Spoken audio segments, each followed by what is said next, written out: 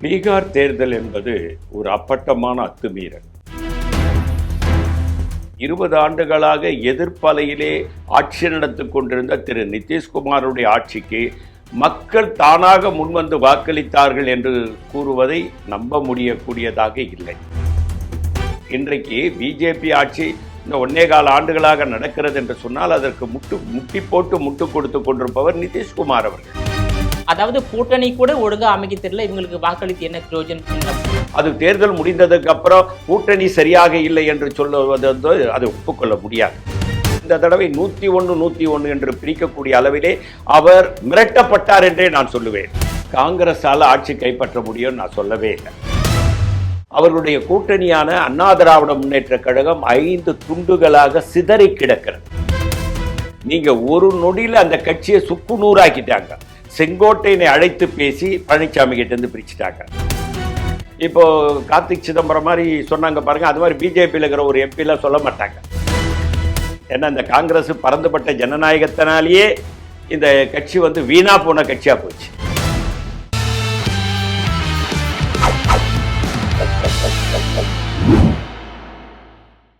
GeM TV நேயர்கள் அனைவருக்கும் வணக்கம். தமிழக காங்கிரஸ் கமிட்டியின் மாநில துணைத் தலைவர் பொன் கிருஷ்ணமூர்த்தி அவர்கள் நம்மோடு இணைந்துள்ளார். அவரிடம் பல்வேறு கேள்விகளை கேட்கலாம். சார் வணக்கம். சார் வணக்கம். இப்போ நாடாளுமன்ற தேர்தலில் காங்கிரஸ் கட்சி ஏறுமுகமாக இருக்கின்றது, வெற்றி என்பது. ஆனால் மாநிலங்கள் நடைபெறக்கூடிய சட்டமன்ற தேர்தலில் காங்கிரஸ் கட்சியுடைய வெற்றி இறங்கு முகமாக இருக்கின்றது. ஒவ்வொரு மாநிலமாக காங்கிரஸ் கட்சி ஆட்சி இழந்து வருகிறது. பீகாரில் கடந்த தேர்தலில் காங்கிரஸ் கட்சி 70 இடங்களில் போட்டிட்டு 19 இடங்களில் வெற்றி பெற்றீங்க. ஆனால் இந்த தேர்தலில் 61 இடத்துல போட்டிட்டு வெறும் 6 இடத்துல தான் காங்கிரஸ் கட்சி வெற்றி பெற்றுள்ளது. இந்த தொடர் தோல்விக்கு என்ன காரணம்?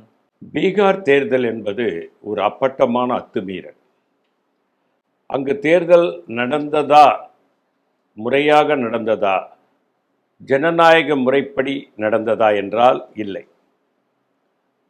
அங்கு எஸ்ஐஆர் என்று சொல்லக்கூடிய வாக்கு சேர்ப்பு வாக்கு நீக்கம் என்பது குறைந்தது 2 ஆண்டுகள், இதுவரையில் 2004க்கு முன்னால் நடந்தது. 2 ஆண்டுகளுக்கு முன்பு துவங்கப்பட்டு தேர்தல் நேரத்தில் அது முடிக்கப்படும். அதற்கு சுமார் 2 ஆண்டு கால அவகாசம் தேவை. ஆனால் பீகாரில் இவர்கள் எஸ்ஐஆர் என்ற வாக்கு திருத்தத்தை 50 நாட்களுக்கு முன்னால் தொடங்கி 6ஆம் தேதி போலிங்க்கு முன்னால் முடிச்சிட்டோன்னு சொல்கிறது மிகப்பெரிய விந்தையாக இருக்கிறது. எஸ்ஐஆர் என்பது உங்கள் வாக்கு நீங்கள் பதிவு பண்ணுறீங்கன்னா 3 தடவை உங்கள் வீட்டை உங்களுடைய அடையாள ப்ரூஃப் நீங்கள் தானா அதுன்றதெல்லாம் வெரிஃபை பண்ணி அதுக்கப்புறம் மாநில தேர்தல் ஆணையத்திற்கு போய் மத்திய தேர்தல் ஆணையத்திற்கு போய் அங்கிருந்து தான் அது ரிஜிஸ்டர் ஆகி உங்கள் ஓட்டு இங்கே இருக்குதுன்றதை காட்டும். ஆனால் அதையெல்லாம் 50 நாட்களிலே நடத்த முடியாது. 2 ஆண்டுகள் குறைந்தபட்சம் தேவை என்பதை வல்லுநர்கள் சொல்லுகிறார்கள். உச்சநீதிமன்றத்தில் கூட கபில் சிபில் அவர்கள் தன்னுடைய வாதத்திலே இதற்கு முன்னால் 2 ஆண்டுகளுக்கு முன்னால் துவங்கப்பட்டு தான் அது நடந்திருக்கிறது. 50 நாளில் அது நடத்தவே முடியாது, அதிலே மிகப்பெரிய முறைகேடு நடந்திருக்கிறது என்ற வாதத்தை எடுத்து வைத்திருக்கு. அது ஒன்று. 2வது 10,000 ரூபாய் பணம் என்பது ஒரு பெரிய தொகை.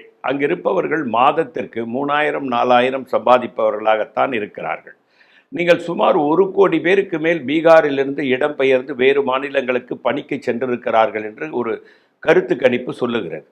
அந்த வகையிலே வேலையில்லா திண்டாட்டம், சாலை வசதிகள் இல்லை, வேலை வாய்ப்புகள் இல்லை, அது போன்ற நிலையில் உள்ள ஒரு மாநிலம் 20 ஆண்டுகளாக எதிர்ப்பலையிலே ஆட்சி நடத்தி கொண்டிருந்த திரு நிதிஷ்குமாருடைய ஆட்சிக்கு மக்கள் தானாக முன்வந்து வாக்களித்தார்கள் என்று கூறுவதை நம்ப முடியக்கூடியதாக இல்லை.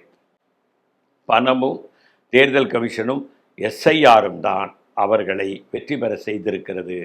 அந்த தில்லுமுள்ளு செய்துதான் அவர்கள் வெற்றி பெற்றார்கள். அதனால்தான் நீங்கள் சென்ற முறை 19 இந்த முறை 6 என்று கூறுவது சென்ற முறை ஓரளவுக்கு முழுமையாக ஜனநாயக முறைப்படி நடந்ததாக நான் சொல்ல மாட்டேன்.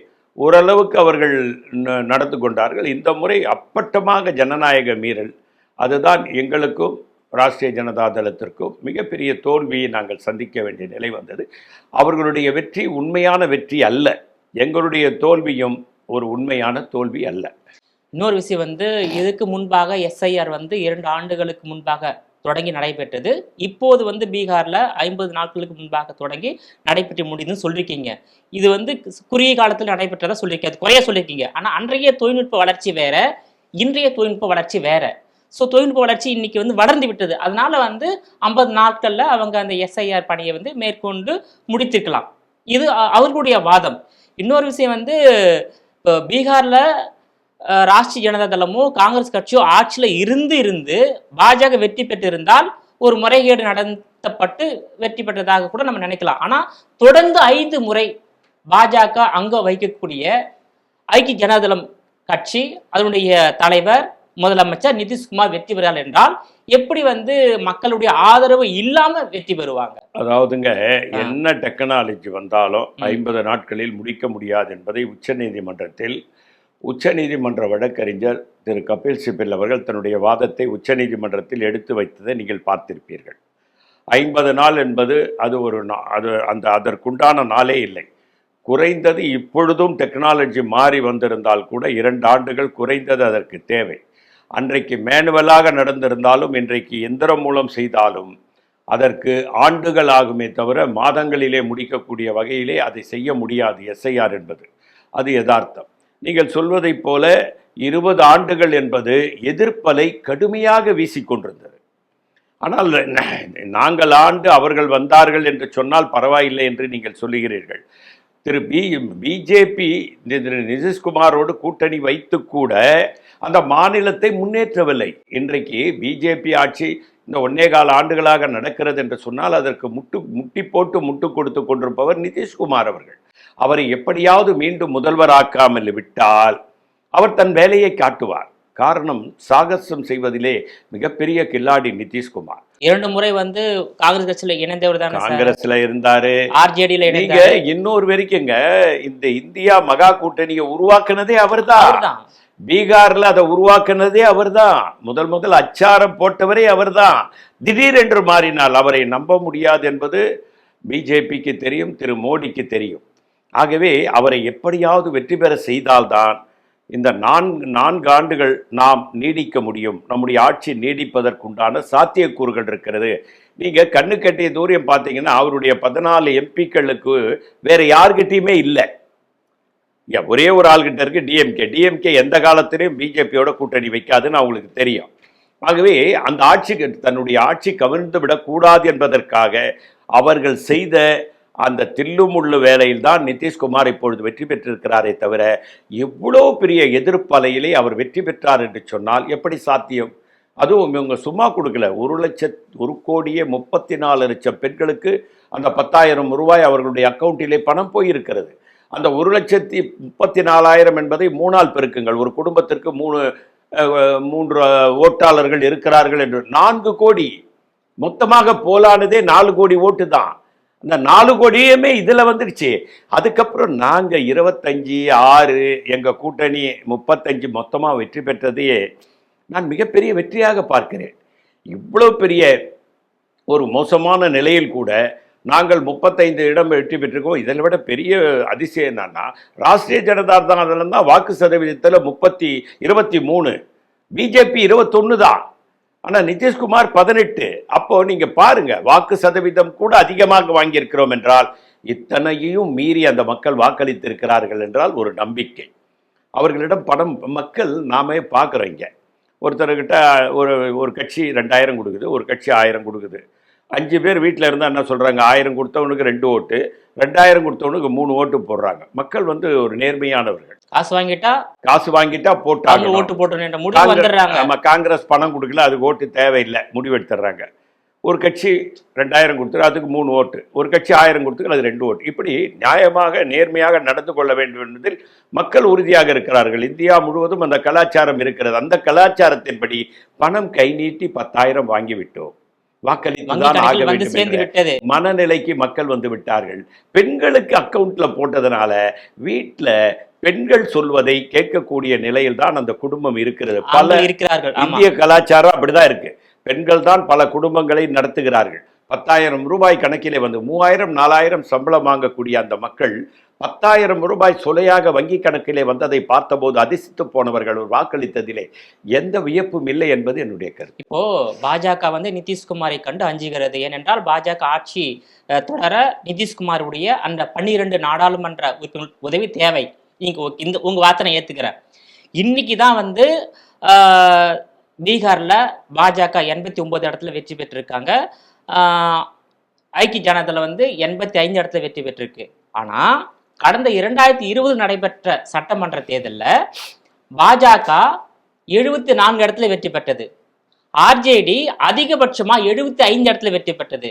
ஆனா முதலமைச்சர் நிதிஷ்குமார் ஐக்கிய ஜனதாதளம் கட்சி வந்து வெறும் 43 இடத்துல வெற்றி பெற்றது. ஓகேங்களா? 2000 வந்து ஆட்சியில் இருந்தது பாஜக 303 இடத்துல வெற்றி பெற்று அமோகமாக மெஜாரிட்டியோட ஆட்சியில் இருந்தாங்க. அப்பவே வந்து குறைவான இடத்துல நிதிஷ்குமார் உதவி இல்லாத நேரத்துல பாஜக நிதிஷ்குமாரை தானே முதலமைச்சர் ஆக்கியது. இல்லை, முதல் எலெக்ஷனில் தேஜஸ்வி யாதவ் காங்கிரஸோட தான் கூட்டணி. அதில் வெற்றி பெற்று தான் 43 அவர், தேஜஸ்வி யாதவ் 75, காங்கிரஸ் 19, அந்த கூட்டணி தான் முதல்ல ஆட்சி அமைச்சது. அதுக்கப்புறம் தான் அவர் ஆட்சி மாற்றத்தில் பிஜேபியோட போகிறார். மீண்டும் தேஜஸ்வி யாதவ் கூட வந்து இப்பொழுது ரீசெண்டாக தான் நான் அங்கே வந்து அமைச்சரவை 4 முறை 5 ஆண்டுகளிலே அமைச்சரவை பதவியேற்றிருக்கிறது. நிதிஷ்குமாரே மீண்டும் மீண்டும் முதலமைச்சராக 4 தடவை பொறுப்பேற்றிருக்கிறார். அவ்வளோ பெரிய கில்லாடி அவர். அந்த தன்னுடைய முதல்வருடைய நாற்காலியை கெட்டியாக பிடித்துக் கொள்வதில் வல்லவராக அவர் திகழ்ந்திருக்கிறார். ஆகவே முதல் தடவை அவர் வந்து காங்கிரஸ் ராஷ்டிரிய ஜனதாதள கூட்டணியோடு தான் முதல்வர் ஆனார். அதுக்கப்புறம் கொஞ்ச நாள்ல பிஜேபிக்கு போனார். அதுக்கப்புறம் இங்க வந்து தான் கூட்டணியை உருவாக்கினார். இந்தியா கூட்டணி என்பதை எல்லா தலைவர்களும் இந்தியா முழுவதும் பிஜேபிக்கு எதிராக, மோடிக்கு எதிராக ஒரு கூட்டத்தை கூட்டி திடீரென்று பல்ட்டி அடித்து பிஜேபியோட கூட்டணிக்கு போன வரலாறு தான் அந்த வரலாறு. இன்னொரு விஷயம், 2022 நீங்க இமாச்சல பிரதேசத்துல வெற்றி பெற்றீங்க. 2023 தெலுங்கானா, கர்நாடகா வெற்றி பெற்றீங்க. அந்த 3 மாநிலத்திலும் எந்த விதிமுறையும் பின்பற்றப்படலையா? அதாவதுங்க, எந்த முறைக்கு நடக்கலையா? இல்ல கேளுங்க, அங்க நடந்த தேர்தலையும் அவங்க விளையாடி பார்த்தாங்க. ஆனா அந்த விளையாட்டு எடுபடவில்லை. அதை விட அதிகமான விளையாட்டு விளையாடினால் மட்டும்தான் நாம் வெற்றி பெற முடியும் என்பதனால் தான் இந்த 10,000 ரூபாய் திரு ஞானேஷ்குமார் அவர்கள், நீங்க பார்த்தீங்கன்னா அவருடைய பேட்டி மொத்தம் பிஜேபியினுடைய செய்தி தொடர்பாளர் மாதிரியே அவர் பேசிக்கிட்டு இருந்தார். ஆகவே தேர்தல் ஆணையம் அவர்களுக்கு அதையெல்லாம் தாண்டி வெற்றி பெற வேண்டிய கட்டாயம் அவர்களுக்கு இருந்தது. நாம் ஆரம்பத்திலே சொன்ன மாதிரி அவர் பிரதமராக தொடர வேண்டும் என்றால் மீண்டும் நிதிஷ்குமார் முதல்வராக வந்தே ஆக வேண்டும். இல்லாவிட்டால் அவர் இந்த ஆட்சியை கவிழ்த்து விடுவார், வாபஸ் வாங்கி விடுவார். அவர் அதில் சற்று கூட தயங்க மாட்டார். காரணம், அப்படிப்பட்ட ஒரு மனநிலை உள்ளவர் அவர். இதை அறிந்த திரு மோடி அவர்கள் எப்படியாவது வெற்றி பெற வேண்டும், நாம் பிரதமராக தொடர வேண்டும் என்றால் நிதிஷ்குமார் முதல்வர் ஆக வேண்டும் என்ற நோக்கத்தோடு அவர் செயல்பட்ட விதம்தான் இன்றைக்கு அவர்களுக்கு வெற்றியை தேடி தந்திருக்கிறது, எங்களுக்கு தோல்வியை தந்திருக்கிறது. ஆனால் எங்களுடைய தோல்வியை நான் தோல்வியாக ஒப்புக்கொள்ள மாட்டேன். அதே போன்று அவர்களுடைய வெற்றியையும் நான் வெற்றியாக ஒப்புக்கொள்ள மாட்டேன். இப்போ பீகார்ல வந்து காங்கிரஸ் கட்சி, அதை மகா கட்பந்தன் கூட்டணியை வந்து வலுவா வந்து அமையல. அதே போல வந்து கூட்டணி வந்து ஒரு ஒற்றுமையே இல்லை. காங்கிரஸ் கட்சி மாநில தேர்தலில் கவனம் செலுத்தல, நாடாளுமன்ற தேர்தலில் கவனம் செலுத்துது என்ற ஒரு கருத்து இருக்கின்றது. இல்லைங்க, மாநில தேர்தலில் எல்லாம் நிறைய கவனம் செலுத்தணும். பீகார்ல வந்து கூட்டணின்னும் போதுங்க எங்களது ஒரு பரந்துபட்ட ஜனநாயக கூட்டணி. ஏன்னா இன்னொரு சொல்றேன், அதே பீகார்ல 40 வருஷம் ஆண்ட கட்சி காங்கிரஸ் கட்சி, 15 ஆண்டுகள் ஆண்ட கட்சி ஆர்ஜேடி. 2 கட்சி கூட்டணி அமைக்கும் போது அந்த மாநில மக்களுடைய மனநிலை உங்களுக்கு தெரியும், ஆட்சி நிர்வாகம் உங்களுக்கு தெரியும், என்ன செய்தால் வெற்றி பெறலாம் என்றது 2 கட்சிக்கே தெரிஞ்சிருக்கும். அதையும் தாண்டி அந்த தேசிய ஜனநாயக கூட்டணி வெற்றி பெறுது என்றால் இது காரணம் வந்து மக்கள் சக்தின்னு சொல்லலாம், இல்ல நீங்க தேர்தல் முறைகேடு மட்டுமே சொல்ல முடியாது இல்ல சார். ஏன்னா கார்த்திக் சிதம்பரம் சொல்லி காட்டுறாக்கா, வாக்கு திருட்டு என்பது நடைபெற்றதா என்று எனக்கு தெரியவில்லை, அதற்கான தகவல் எனக்கு வந்து சேரவில்லை. அங்கே வந்து காங்கிரஸ் கட்சி தலைமையில, ஆர்ஜேடி தலைமையில ஒரு வலுவான ஒற்றுமையான கூட்டணி அமையல. கூட்டணி விரிசல் தான் வந்து என்டிஏ கூட்டணி வெற்றி காரணம் சொல்லியிருக்காரு யாரு? கார்த்திக் சிதம்பரம். அந்த கருத்து வந்து தவறான கருத்தாகத்தான் நான் பார்க்கிறேன். காரணம், கள நிலவரம் அவருக்கு தெரிந்து அவர் பேசியிருக்க வேண்டும். காரணம், நாம் வந்து இருக்கும் இயக்கம் காங்கிரஸ் இயக்கம், அந்த இயக்கத்தினுடைய நாடாளுமன்ற உறுப்பினராக அவர் இருக்கிறார். எதையும் அவர் பார்த்து பேச வேண்டும். நம்முடைய தோல்வியை நாமே ஒப்புக்கொண்டால் எதிரிக்கு இடம் கொடுத்தது போல் ஆகிவிடும். ஆனால் நாம் வலுவான வாதங்களை வைக்கிறோம். 10,000 ரூபாய் என்று சொல்வது சாதாரண விஷயமில்லை. நான் நம்ம டிவியில் முதல்லயே சொல்லியிருக்கிறேன். எல்லாமாகவும் தமிழ்நாட்டை வளர்த்தெடுத்த ஒரு வார்ப்பாக இருந்த பெருந்தலைவர் காமராஜர் 2 ரூபாய் கொடுத்து தோற்கடித்த வரலாறு இருக்கு. 10,000 ரூபாய் என்பது எவ்வளவு பெரிய பணம் என்பதை திரு கார்த்திக் சிதம்பரம் அவர்கள் உணர்ந்து பார்க்க வேண்டும். 10,000 ரூபாய் அவர்கள் கொடுத்தார்கள் என்றால் நாம் என்ன செய்திருக்க வேண்டும்? அவர் ஒரு நாடாளுமன்ற உறுப்பினர், அவருடைய தந்தையார் சீனியர் தலைவர். ஏன் அவர்கள் களத்தில் போய் இறங்கி இதை ஆராய்ந்திருக்க கூடாது? ஏன் அவர்கள் போவதை யாராவது தடுத்தார்களா? களத்துக்கு நான் செல்லவில்லை என்றே தெரிவித்துள்ளார் கார்த்திக் சிதம்பரம். என்ன பீகாருக்கு நான் போகவே இல்லை. நான் என்ன சொல்றேன், உங்களை போக வேணான்னு யார் தடுத்தது? நீங்களே போங்கல. உங்களுடைய தந்தையார் நிதியமைச்சராக இருந்தார். பல இடங்களிலே பணத்தை 61 வேட்பாளர்களும் பணப்பற்றாக்குறையால் அவதிப்பட்டார்கள் காங்கிரஸ் வேட்பாளர் என்று நான் கேள்விப்படுகிறேன். நீங்கள் போய் அதை தீர்த்து வைத்திருக்கலாமே. ஒரு சிறிய அளவுக்கு வெற்றியாவது நீங்கள் தந்திருக்கலாமே. அது தேர்தல் முடிந்ததுக்கு அப்புறம் கூட்டணி சரியாக இல்லை என்று சொல்லுவது வந்து அதை ஒப்புக்கொள்ள முடியாது. ஒரு நாடாளுமன்ற உறுப்பினராக இருந்து இந்த கருத்தை அவர் பதிவு செய்வது மிகவும் தவறான ஒன்று என்பதை நான் பதிவு செய்ய விரும்புகிறேன். வாக்குப்பதிவு சில தினங்களுக்கு முன்பாகத்தான் காங்கிரஸ் தலைமையிலான, அதாவது மகா கட்பந்தன் தலைமையிலான கூட்டணி இறுதி வடிவம் பெற்றது. அதுக்கு முன்பு வரல யாரும் முதலமைச்சர் வேட்பாளர் கூட அறிவிக்கல. உங்களுக்கு தெரியும், அதாவது நிறைய கூட்டணி அமைப்பதில் நிறைய இழுபறி இருந்தது. அதனால அந்த மாநில மக்கள், அதாவது கூட்டணி கூட ஒழுங்கா அமைக்க தெரியல, இவங்களுக்கு வாக்களித்து என்ன பிரயோஜனம் என்ற மனநிலைக்கு வந்துதான் வலுவான ஒரு கூட்டணிக்கு வாக்களிப்புன்னு சொல்லிட்டு மக்கள் வாக்களித்ததாக ஒரு கருத்து அந்த மாநிலத்தில் இருக்கின்றது. இல்ல, அதாவதுங்க, முதலிலேயே நாங்க ஆரம்ப கட்ட பேச்சுவார்த்தையில் தான் ஒரு முடிவுக்கு வர்றேன். 2ஆம் கட்ட பேச்சுவார்த்தை திரு அசோக் கெலாட் அவர்கள் வந்து அமர்ந்தவுடன் தேஜஸ் யாதவ் தான் முதல்வர் என்று அறிவித்து விட்டோம். நாமினேஷன் முதல் ஃபைலிங் நேரத்திலேயே அறிவிச்சாச்சு. தேஜஸ் யாதவ் தான் முதல்வர், ராஷ்டிரிய ஜனதா தளத்துக்குத்தான் முதல்வர் பதவி என்று திரு அசோக் கெலாட், ராஜஸ்தானுடைய முன்னாள் முதல்வர் வந்து சீனியர் லீடர், அவர் அதை முடிவு செய்துவிட்டு போய்விட்டார். அதற்கு பிறகு களத்திலே இறங்கி எல்லோரும் போராடினார்கள். தேஜஸ் யாதவ் அவர்களும் லாலு பிரசாத் அவர்களும் அவருடைய குடும்பமும் களத்திலே இறங்கி போராடியதை நாம் பார்த்தோம். அதே போன்று ராகுல் காந்தி அவர்கள் வாக்கு திருட்டுக்காக பிரச்சாரம் செய்தது, அதிலே போய் தமிழக முதல்வர் கலந்து கொண்டது. அதற்கு பிறகு எடுத்துப்பட்ட பிரச்சாரங்கள் எல்லாம் மிக வலுவாகவே இருந்தது. இப்போ நாங்கள் வந்துங்க மிகப்பெரிய ஜனநாயகவாதிகள், அவர்கள்கிட்ட ஜனநாயகம் கிடையாது. பிஜேபி கிட்ட ஜனநாயகத்தை எதிர்பார்க்க முடியாது. நிதிஷ்குமாருக்கு போன தடவை அதிகமாக இடங்கள் ஒதுக்கியவர்கள் இந்த தடவை 101 என்று பிரிக்கக்கூடிய அளவிலே அவர் மிரட்டப்பட்டார் என்றே நான் சொல்லுவேன். அவர் ஒப்புக்கொள்ள வைக்கப்பட்டார் என்று சொல்லுவேன். அப்போ 101 நிற்கக்கூடிய அளவிலே அவர்கள் ஒரு சத்வாரிதத்தை பயன்படுத்தி எல்லோரையும் மத்திய அரசாங்கம் தன் கையில் இருக்கிறதுனால் கட்டுப்பாட்டுக்குள் கொண்டு வர முடிந்தது. ஆனால் நாங்கள் வந்து ஒரு ஜனநாயகவாதிகள், நாங்கள் வந்து அந்த ஜனநாயக பாதையில் எங்களுக்குள் கிவ் அண்ட் டேக் பாலிசி, பேசி தீர்த்து கொள்வதிலே பேசுவோம். அதற்கு பிறகு ஒரு முடிவுக்கு வந்தோம். தேஜஸ் யாதவ் தான் முதல்வர் என்று சொன்னோம், களத்திலே இறங்கினோம். ஆனால் அவர்கள் செய்த அந்த தில்லு முள்ளுகளை எங்களால் செய்ய முடியாததற்கு காரணம் எங்களிடம் ஆட்சி இல்லை, இன்னொன்று பணம் இல்லை. இதெல்லாம் தான் முக்கியமான காரணம். தேர்தல் ஆணையம் எங்களோடு இல்லை. இதெல்லாம் சேர்ந்து அவர்களை வெற்றி பெற வைத்திருக்கிறது. இதுதான் உண்மையை தவிர எங்கள் கூட்டணியிலே பரந்துபட்ட ஜனநாயகம் இருந்த காரணத்தினால்தான் நாங்கள் முதல்வரை முதல் நாமினேஷன் ஃபைலிங் அப்பவே நாங்கள் தேர்வு செய்து விட்டோம் என்பதுதான் உண்மை. பெரிய குழப்பம் இருந்தது. அது ஓகே. அதாவது கேளுங்களேன், ஜனநாயக இயக்கத்துல குழப்பம் இல்லாம ஒரு கூட்டணி உருவாகக்கூடாது என்பது ஒரு சரித்திர வரலாறு. அப்படி உருவாச்சுன்னா அங்க சர்வாதிகாரம் இருக்குன்னு அர்த்தம். இப்போ பீகார்ல வந்து காங்கிரஸ் கட்சி ஒரு படுதோல்வியை சந்தித்து உள்ளது, மகா கட்பந்தனும் ஒரு படுதோல்வி சந்தித்து உள்ளது. இப்போ அதே அந்த தோல்வி வந்து தமிழ்நாட்டில் வந்து எதிரொலிக்காதா? தமிழ்நாட்டில் இப்போ திமுக கூட்டணி இடம்பெற்று இருக்கீங்க, நீங்க கேட்கின்ற தொகுதி அவங்க கொடுப்பாங்களா திமுக? அதாவதுங்க, அங்க அவங்களுக்கு அவசியம் இருந்ததுனால பிஜேபி நிதிஷ்குமாரனுடைய தயவு தேவை என்ற காரணத்தினால் எல்லா சாம பேத தாண்டங்களை உபயோகித்து வெற்றி பெற்றார்கள். இங்கே அந்த மாதிரி நிலைக்கு இங்கே வரமாட்டாங்க. காரணம் என்னவென்றால் இந்த மண்ணிலே அந்த தில்லு முள்ளுகள் எடுபடாது என்பதும் அவர்களுக்கு தெரியும். இங்கே வலுவான கட்டமைப்போடு திராவிட முன்னேற்ற கழகம் இருக்கிறது. அதை கூட்டணி கட்சிகளான காங்கிரஸ், திருமாவளவன் போன்றவர்கள் எல்லாம் இருக்கிறோம். அதை மீறி இங்கே செய்ய முடியாது. இது காமராஜ் மண்.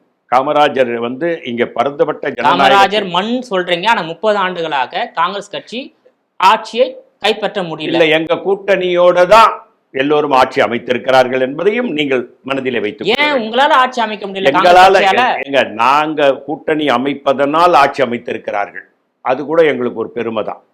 அதனால இங்க வந்து அந்த தில்லுமுல்களை அவர்களும் செய்ய முனைய மாட்டார்கள். காரணம், நிதிஷ்குமாரனுடைய வெற்றி என்பது அவங்களுக்கு காலத்தின் கட்டாயம். திரு மோடி அவர்கள் பிரதமராக தொடர வேண்டும் என்றால் நிதிஷ்குமார் முதல்வராக தொடர்ந்தே ஆக வேண்டும். இல்லாவிட்டால் அவர் ஒரு நொடி கூட யோசிக்க மாட்டார், அடுத்த நொடி கவிழ்த்து விடுவார். காரணம், அவருடைய கடந்த கால வரலாறை நீங்கள் படித்து புரட்டி பார்த்தால் அது மிக தெளிவாக புலப்படும்.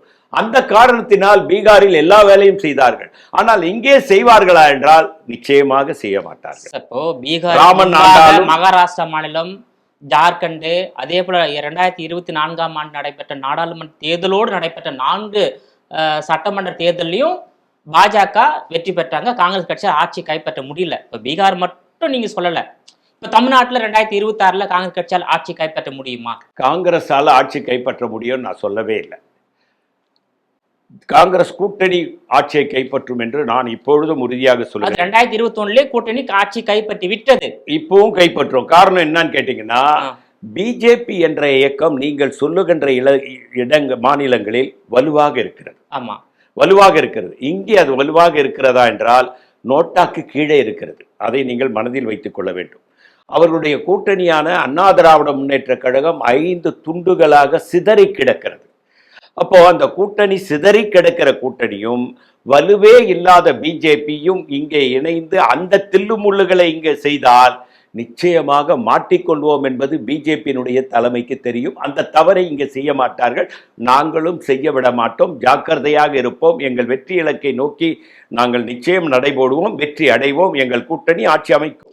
இந்தியாவிலேயே முதலிடத்தில் இருப்பது பாஜக, அதான் உண்மை. இப்போதைக்கு தமிழ்நாட்டில் முதலிடத்தில் இருப்பது அதிமுக. இப்ப 2 முதலிடத்தில் இருக்கின்ற கட்சி ஒன்றாக இணைந்து மற்றும் பல்வேறு கட்சிகளோடு இணைந்து போட்டியிடும் போது ஏன் திமுகவை வீழ்த்தக்கூடாது? தமிழ்நாட்டில் பிஜேபி முதலிடத்தில் இருக்கிறது, இந்தியாவில் முதலிடத்தில் பாஜக, தமிழகத்தில் முதலிடத்தில் அதிமுக. இல்லங்க, இந்தியாவில் முதலிடத்தில் பிஜேபி இருக்கிறது, இருக்கட்டும்.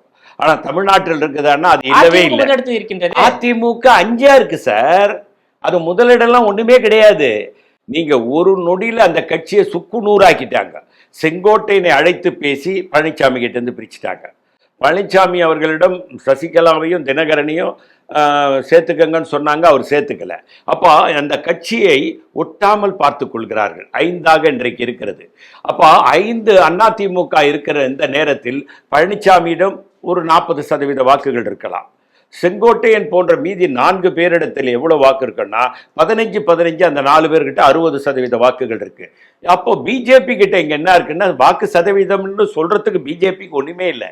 ஆனால் அவர்களுடைய தோல்வி என்பது நிர்ணயிக்கப்பட்டிருக்கிறது. அதையும் மீறி வெற்றி பெற வைத்தால் மக்களிடம் நாம் எடுபட மாட்டோம், மக்கள் நம் மீது சேற்றை வாரி வீசுவார்கள். ஆகவே அந்த தவறை பிஜேபி செய்யாது. அந்த பீகாரில் நடந்த தில்லுமுள்ளுகளுக்கு இங்கே இடம் இருக்காது. காரணம், வலுவிழந்த இயக்கங்களோடு கூட்டணி வைத்திருக்கிறோம், நாமும் வலுவில்லாமல் இருக்கிறோம் என்பது பிஜேபிக்கு தெரியும். ஆட்சி கட்டில் தொடர வேண்டும் என்பதற்காக அங்கே வெற்றி பெற வைத்தார்கள். இங்கே அந்த கட்டாயம் அவர்களுக்கு இல்லை. ராவணன் ஆண்டாலும் தமிழ்நாட்டில் அவங்களுக்கு ஒன்றும் இல்லை. இங்கே பலமில்லாம இயக்கமாக நம்முடைய கூட்டணி இருக்கிறது. அதை வெற்றி பெற்று வைத்தால் மக்கள் நம்மளை நம்ப மாட்டார்கள் என்பதை பிஜேபி ரொம்ப கிளவரான ஒரு கட்சி. அதில் இருக்கக்கூடிய தலைவர்களும் ரொம்ப கிளவரானவங்க. இப்போ கார்த்திக் சிதம்பரம் மாதிரி சொன்னாங்க பாருங்க, அது மாதிரி பிஜேபியில் இருக்கிற ஒரு எம்பிலாம் சொல்ல மாட்டாங்க. இங்கே எது ஒன்றாலும் சொல்லலாம். ஏன்னா இந்த காங்கிரஸ் பறந்துபட்ட ஜனநாயகத்தினாலேயே இந்த கட்சி வீணா போன கட்சியாக போச்சு. இப்போ பீகாரில் காங்கிரஸ்க்கு படுதோல்வி, அதனுடைய எதிரொலி இங்கே தமிழ்நாட்டில் திமுக நீங்கள் கேட்கின்ற தொகுதி கொடுப்பாங்களா? நீங்கள் என்ன சொன்னீங்கன்னா ஒரு 50 தொகுதி மேலே கேட்போம், ஆட்சியிலும் அதிகாரத்தில் பங்கு கேட்போம், துணை முதலமைச்சர் கேட்போம்னு சொல்லியிருந்தீங்க. அதான் உங்களுடைய கோரிக்கையாக இருக்க போது, அதான் லட்சியமாக இருக்க போகுது. இப்போது திமுக உங்கள் கோரிக்கை நிறைவேற்ற முன்வருமா? அப்படி நிறைவேற்ற முன் வராத பட்சத்தில் காங்கிரஸ் தாவேக்களை இணைய வாய்ப்பு இருக்கின்றதா? அதாவதுங்க, அதுக்குண்டான வாய்ப்பு இருப்பதாக நான் கருதவில்லை. திராவிட முன்னேற்ற கழகம் எங்கள் கூட்டணியை விடவும் முடியாது. காரணம், காங்கிரஸ் என்ற இயக்கம் தமிழ்நாட்டிலே பலமாக இருக்கிறது. இந்த காமராஜர் என்ற அந்த ஒற்றை சொல் இன்னும் உலா வந்து கொண்டிருக்கிறது. தமிழக மக்களுடைய ஆன்மாக்களிலே அவர் ஆழமாக இன்றைக்கும் வீற்றிருக்கிறார் என்பதுதான் வரலாற்று உண்மை. காங்கிரஸ் என்பது இந்திரா காந்தி குடும்பத்தின் மீது இன்றைக்கும் பற்றுள்ளவர்கள் இங்கே இருக்கிறார்கள். ராஜீவ்காந்தி மீது பற்றுள்ளவர்கள் இங்கே இருக்கிறார்கள். ஆகவே காங்கிரசினுடைய பலம் திராவிட முன்னேற்ற கழகத்திற்கு தெரியும். எங்களுக்கு அவர்கள் நாங்கள் கேட்கின்ற சீட்டை ஓரளவுக்கு கொடுப்பார்கள், அமைச்சரவையிலும் பங்கு கொடுப்பார்கள் என்ற நம்பிக்கை முதலமைச்சர் கொடுப்பார்களா? கொடுப்பதற்குண்டான வாய்ப்புகள் நிறைய இருக்கிறது. காரணம், அவர்களுக்கும் எங்கள் உதவி தேவைப்படுகிறது, அவர்கள் உதவியும் எங்களுக்கு தேவைப்படுகிறது. கூட்டணி ஆட்சி மட்டும்தான் இங்கே வரவிருந்த வாய்ப்புகளும் இருக்கிறது என்ற நம்பிக்கை எங்களுக்கு இருக்கிறது. ஆகவே திராவிட முன்னேற்ற கழகம் எங்களுடைய கோரிக்கைக்கு செவிசாய்க்கும் என்ற நம்பிக்கையோடு தான் இன்று வரை அவர்களோடு பயணித்துக் 2026 திமுக வெற்றி பெற்றால் காங்கிரஸ் திமுக கூட்டணி ஆட்சி தான் அமையுமா? அமைவதற்குண்டான வாய்ப்புகள் நிறையவே இருக்கிறது. அப்போ காங்கிரஸ் தாவேக கூட்டணி அமைய வாய்ப்பு இல்லை, இந்த தேர்தல் இல்லை. அதாவதுங்க, இந்த நேரத்தில் அது அமைய வேண்டிய அவசியம் இருப்பதாக நான் கருதவில்லை. காரணம், மதசார்பற்ற ஒற்றை புள்ளியில் சேர்ந்திருக்கிறோம்.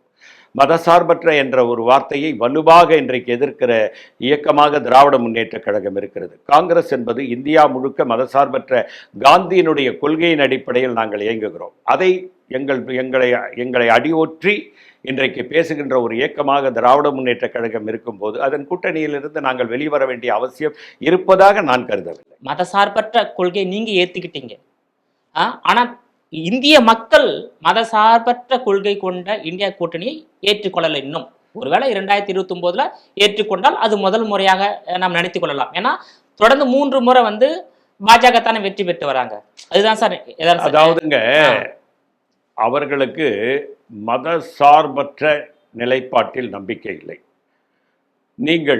நீங்கள் பார்த்தீர்களானால் இன்றைக்கு இந்தியாவில் எத்தனை மாநிலங்கள் நீங்கள் பட்டியலிட்டீர்கள் பிஜேபி ஆளுகின்ற மாநிலம். அங்கே ஒரு சிறுபான்மையினர் கூட சட்டமன்ற உறுப்பினராகவோ அமைச்சராகவோ இல்லை. அதே போன்று மத்திய அமைச்சரவையில் ஒரு சிறுபான்மை சமூகத்தை சேர்ந்தவரும் அமைச்சராக இல்லை, நாடாளுமன்ற உறுப்பினர்களாக. அது அல்ல இந்தியாவினுடைய கூட்டாட்சி தத்துவத்திற்கு மிகவும் எதிரானது. அது சுதந்திரத்தை வாங்கியவர்கள் முஸ்லீம் பங்கு அதிகம் இருக்கிறது. அதை நாம் ஏற்றுக்கொள்ள வேண்டும். இன்றைக்கும் இந்துக்கள் மாமான் மச்சான் உறவோடு தான் இந்தியா முழுமைக்கும் இருக்கிறார்கள். அவர்களை பிரித்தாண்டு சூழ்ச்சியை இன்றைக்கு பிஜேபி செய்கிறது. அது முடியாவிட்டால் இப்படிப்பட்ட பீகாரை போன்ற பித்தலாட்டங்களை செய்து கொண்டு வெற்றி பெறுவதற்குண்டான ஆயத்த பணிகளில் ஈடுபடுகிறது. இந்தியா என்பது எல்லோருக்குமான நாடாகத்தான் காந்தி அறிவித்து விட்டு போனார். காந்திய கொள்கைக்கு எதிராக இருப்பவர்கள் அத்தனை பேரும் எங்களுக்கு எதிரானவர்கள். காந்தி கொள்கையை திராவிட முன்னேற்ற கழகம் ஏற்றுக்கொள்வதால் அவர்கள் எங்களுடைய கூட்டணியில் இருக்கிறார்கள். கேட்பது எங்கள் உரிமை, கொடுப்பது அவர்களுடைய கடமை. கொடுப்பார்கள் என்ற நம்பிக்கையோடு பயணிக்கிறோம். உங்களுடைய விரிவான தகவலுக்கு ரொம்ப நன்றி சார். வணக்கம் சார். நேயர்களே, மீண்டும் இது போன்ற மற்றொரு அரசியல் ஆடுகளத்தில் மற்றொரு ஆளுமையுடன் சந்திக்கிறேன். அதுவரையில் உங்களிடமிருந்து விடைபெறுவது நான் உங்கள் விஜயபாலன்.